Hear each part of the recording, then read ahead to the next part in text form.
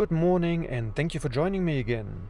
As mentioned in the last episode, and thanks to the less than perfect weather conditions, I decided to leave Estonia and head over to Finland. There are a number of ferries leaving from Tallinn, the Estonian capital city, to Helsinki, the Finnish capital city. The one that suited me best by way of price and timing was Eckerö line. The ship would leave at 12 p.m, providing me with ample time in the morning to get there without stressing too much, and the price of 55 euros was also slightly less than what the competition asked for. It looks like Estonia wants to see me off with a smile as the sun is out, or it's just happy to see me leaving. Maybe this is also the start of a better weather period. We shall find out. As always, new country, new travel card. Let's briefly check out the one for Finland. The currency is the euro, and in case of an emergency, dial 112. If you plan to use a drone, check the latest regulations at traficom.fi. If you're driving, there is no road toll. There are a number of charging networks run by local and regional operators like Fortum Charge and Drive, Virta, Calautos, and IMO Charge, etc. Large international operators like Ionity are also present. Finally, here are some places I recommend visiting.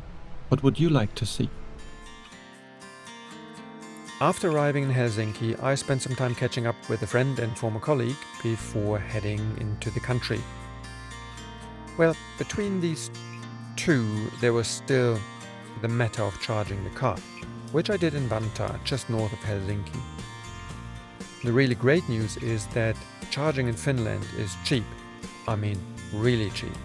24 cents at Ionity's fast charger. I tend to look at energy prices always in relation to fuel prices.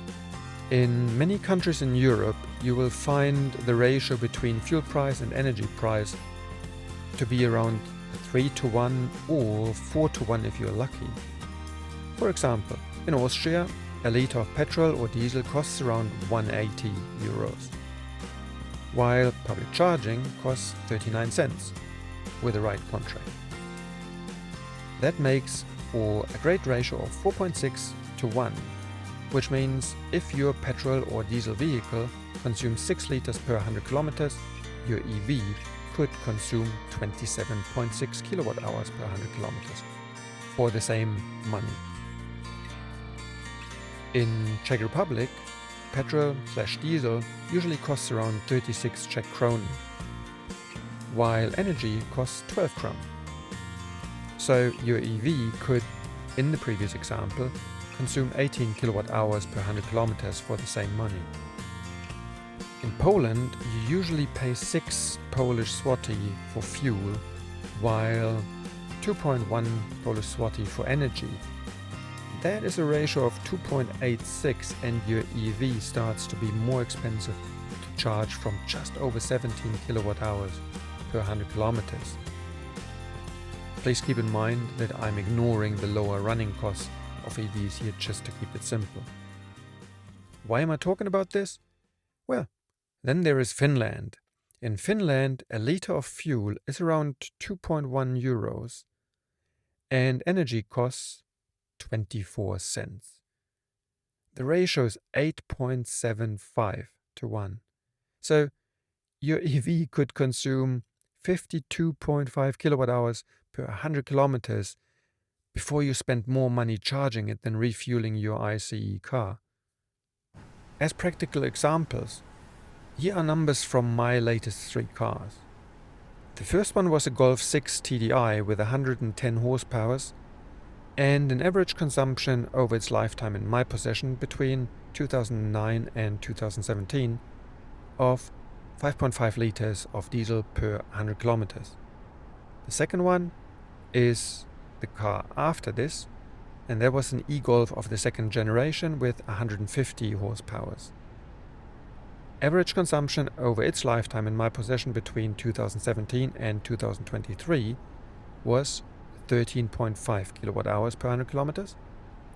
And then we've got this car here, the Kia EV6 with 325 horsepower, an average consumption over its lifetime in my possession since 2023 of 16.5 kWh per 100 kilometers, according to the car.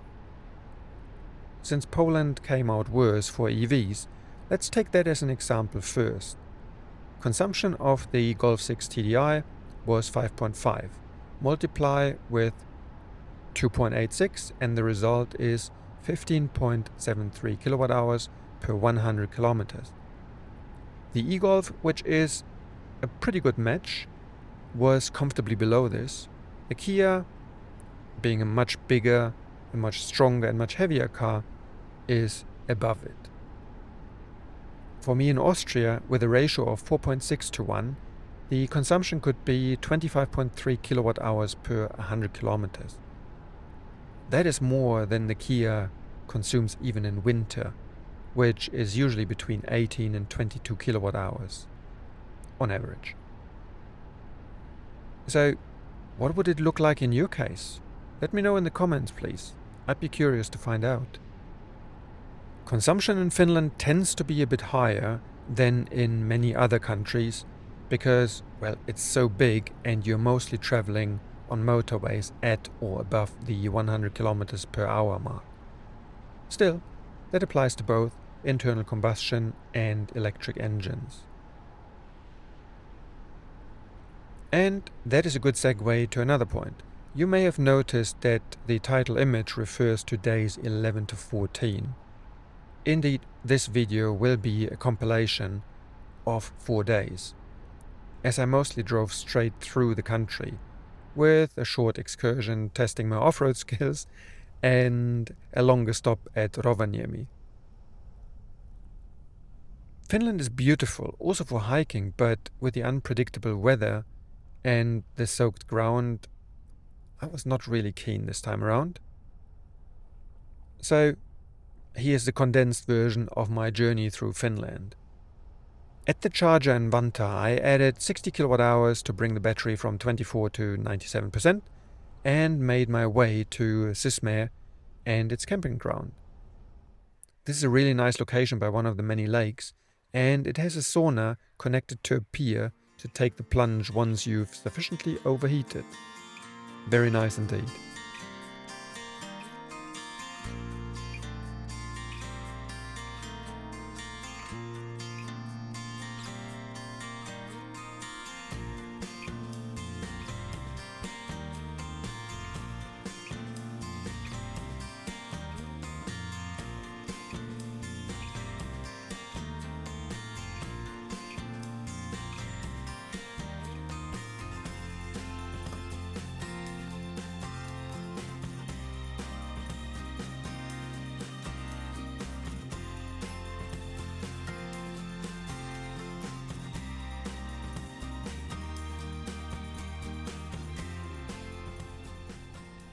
The next day, still in mixed weather conditions, I continued north. The first stop of the day was again a charging stop, this time in Palokka near Jyväskylä. I added another 57 kWh and raised the battery state of charge from 27 to 98% while going shopping and buying the must-try of Finland, which is licorice. I like the plain black ones, not the fancy sweet stuff around it. You should try it, but when you do, make sure you brush your teeth afterwards, or they will look like too much tea, coffee, and smoking for the past 30 years. Keep that in mind. Next destination was Kajaani, and this was actually a location where I had considered staying for an extra day. What's the saying? Plans are what we make while life goes on. After charging the car, adding another 48 kWh and bringing the battery from 31 to 90%, I found it quite difficult to locate a decent campground. It isn't that there aren't any, there are actually quite a few. However, they are all in a 30-kilometer radius around Kajaani, so I ended up driving over 100 kilometers only to end up in Pudasjärvi, which is 48 kilometers north of Kajaani. The campground there is right next to the main road, but tidy, and I didn't find the noise too bad. Perhaps a sign of age, though. Next day was the big day. I had decided to finally visit Rovaniemi, and who lives there? That's right. Yeah, I'm gonna tell you later, just to give you time to write it into the comments as I babble on. On the way there, I stopped in Pudasjärvi, where I charged another 60 kWh and brought the battery from 23 to 97% before continuing to Rovaniemi. I drove straight through the town, as my destination was SantaClaus village. Well done to all of you who either guessed it or are highly enough educated in the important trivia of life. Weather couldn't be much worse, I'm afraid. I would have taken snow any day, but then I probably would not have been able to get there, summer tires and stuff, you know. Sadly, it was windy and rather wet. Hence, before spending much time exploring, I went straight to Santa and tried to improve the situation. We've had a very nice chat, and Santa showed great compassion, as you would expect in his line of work. He did, however, tell me that weather was not part of his remit. Yet he knows some people who know people who know people who have got a cousin who may be able to do something about it and would talk to them. Thank you, Santa. And I'll take this for my Christmas present.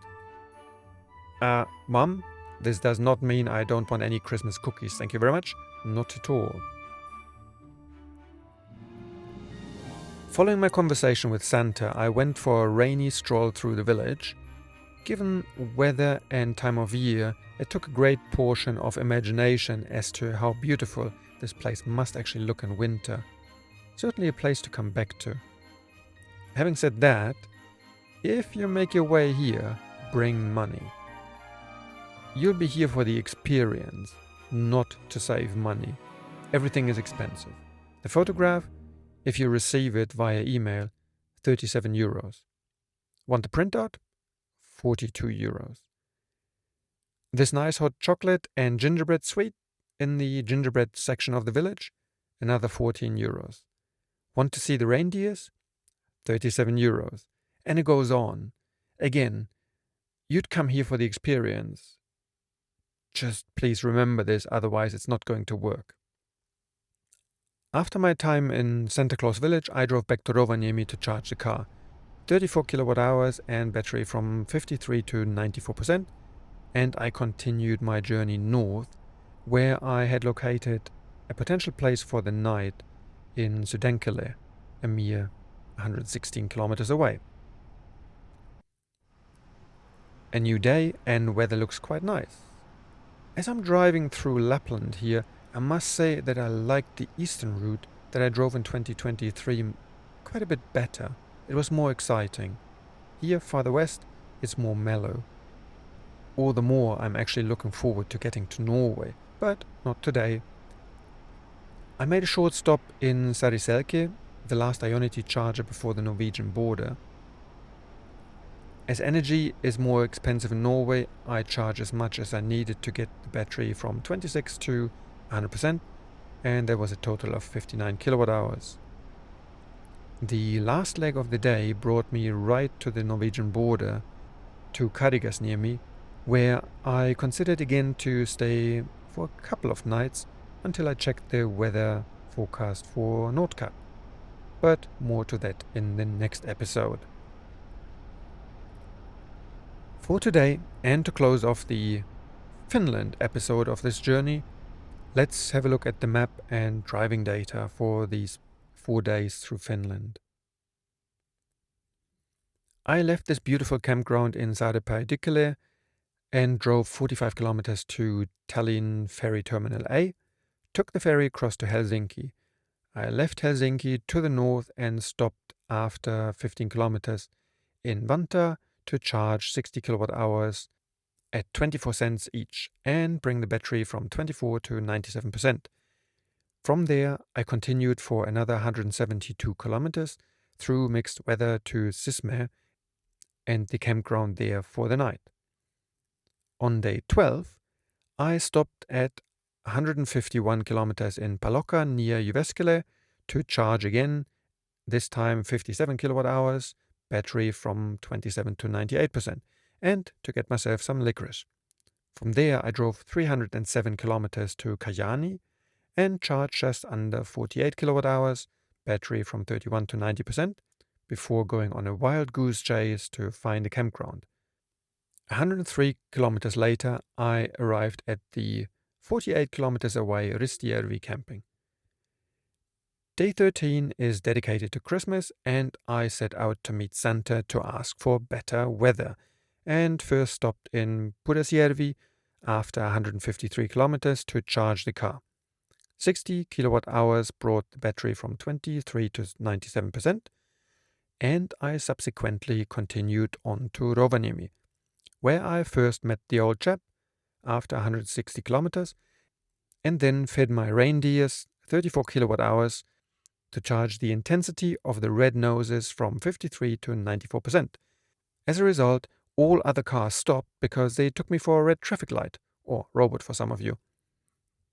I used the general confusion to leave town and, after 116 kilometers, hide at Sysmä Camping near Sodankylä. Day 14 and my last day in Finland took me right up to the border with Norway. On the way there, I stopped at the Ionity charger at Saariselkä to feed my rain gazelles another 59 kilowatt hours to get those noses from pitiful 26% to a full 100% shine again. They responded well to the treatment and safely took me the 167 kilometers to Camping Tenorine, right by the Norwegian border. Due to the not-so-great weather and the long stretches of motorway, consumption has been relatively high in Finland. As always, the driving information can be found on my website www.TRAVELectric.net. Tomorrow, yes, tomorrow. Not the day of video editing and non-driving I had planned, but I shall venture to conquer, or at least visit, the Nordkapp, because reasons. Thank you again for joining me on this journey, and I hope you enjoyed it and maybe found it useful. If you did, please leave a like and subscribe, and I'm looking forward to seeing all of you again at the Nordkapp. You have a wonderful day. Take care. Bye bye.